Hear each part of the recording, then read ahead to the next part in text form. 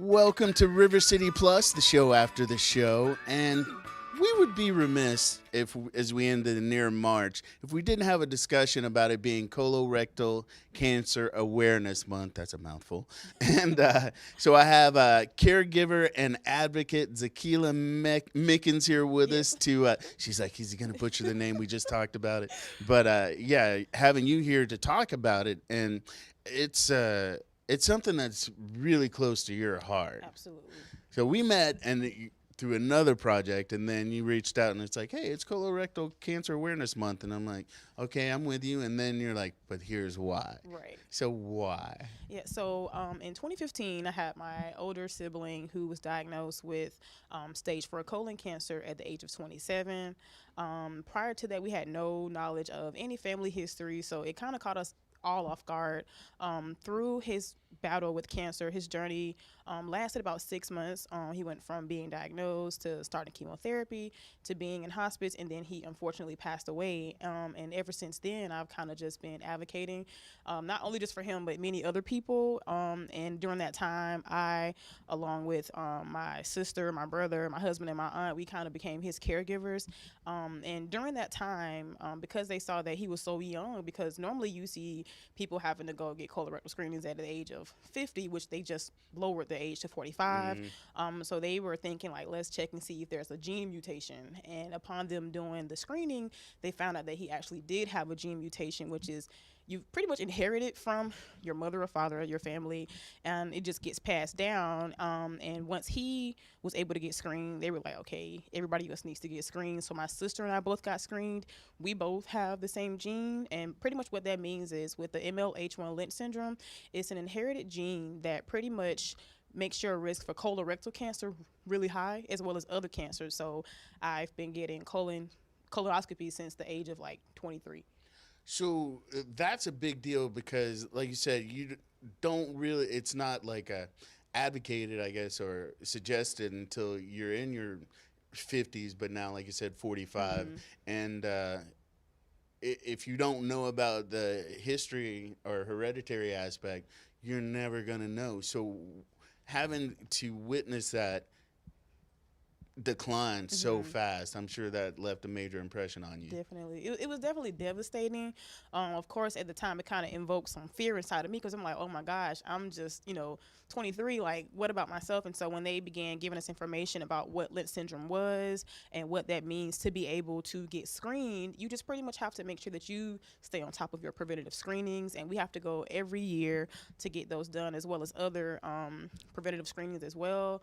But when I, became knowledgeable about the organization that I advocate with, which is Fight CRC, and seeing the many resources that they give, they're pretty much a patient advocacy group. And so they go out, spread, awareness and everything like that. We just recently had the opportunity a few weeks ago to go to Washington, D.C. for the call on Congress.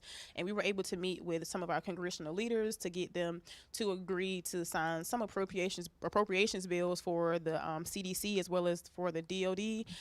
And we were able to just get them to, agree to also be a part of the caucus, because for colorectal cancer, being that it is one of the, like, in the top 5, colorectal cancer is the least funded cancer that has its own research program. And so with Fight CRC, we go out, we advocate, we kind of make some noise to see about getting other leaders and even the community to join us in spreading awareness about this disease that's taking so many people's lives. What's the difference between colon cancer and colorectal?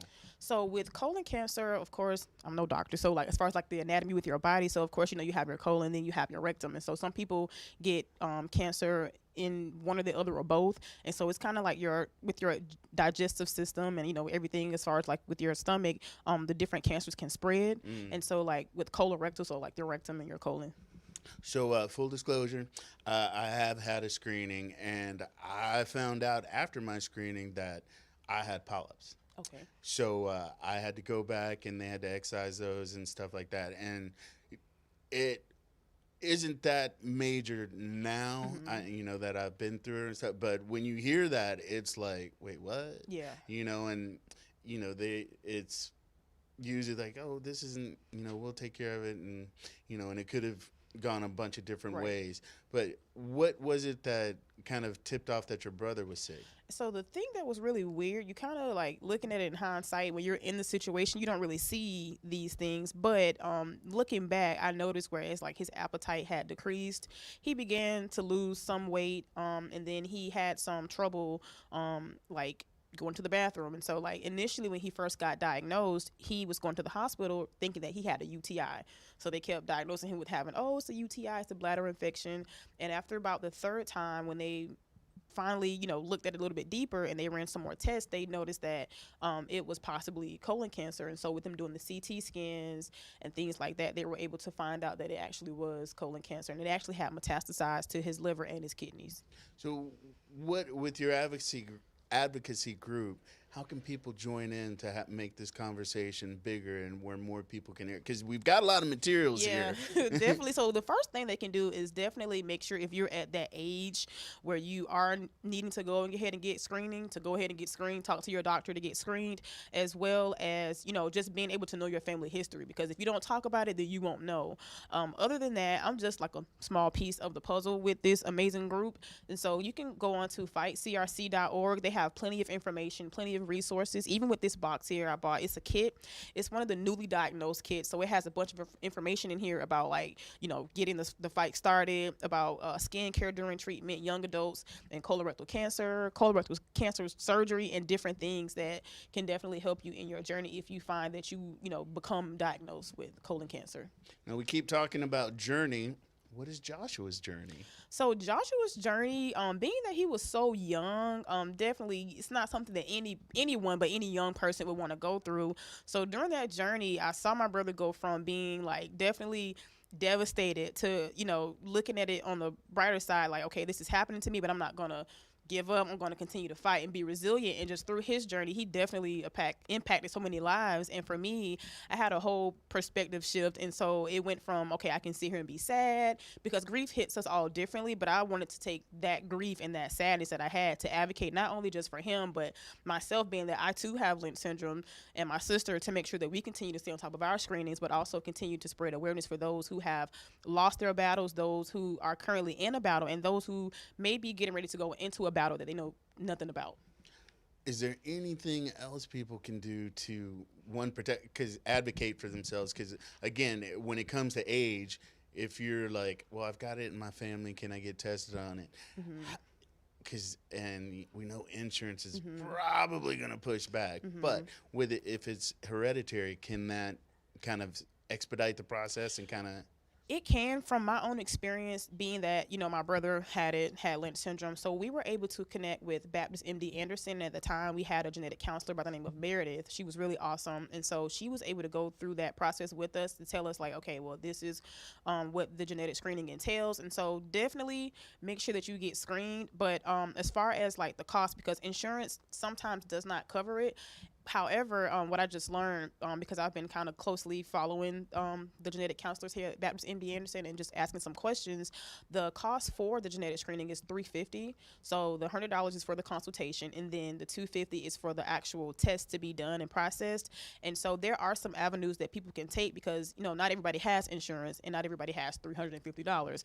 And so there are some measures that they can look at to see about getting you assessed for one of the programs they have to help those that may not have insurance to be able to get the testing done. That's some good information this year. So again, what's a website if they want to join your group and find out more information? Yes, definitely. So they can go on to www.fightcrc or fightcolorectalcancer.org. And then also I am going through a journey myself, where I have decided to take on, finding some information about my brother's situation and diagnosis and being able to help others. And on YouTube, the word is, my @ is the Cinch on Lynch. And so I thought that was a really cool name to put it, because the cinch, and so the cinch on Lynch, and being able to just like get a hold of information to spread awareness with other people. So people can keep tabs on you and your journey as you keep finding out more information and Definitely. sharing. Ooh, all right. Yeah. I see you, sis. I see you. All right. Well, thank you for joining us Absolutely. and sharing your story and sharing Joshua's story. Thank you. And we will be checking you out on YouTube. And yeah, people, make sure you take care of your health. We're all about self-care, and as much as we're into the mindfulness aspect of things, we need to take care of the physical as well. And listen to your body. If you eat some tacos, it's not just, oh, I had some bad food. Like, if it's persistent, listen to your body and pay attention to those signs. Pay attention. All right. Well, we will continue these conversations moving forward. We will definitely be keeping tabs on what you've got going on. Thank you. So we will be back tomorrow with more River City Plus. We look forward to chatting with you then. Awesome. Take it easy.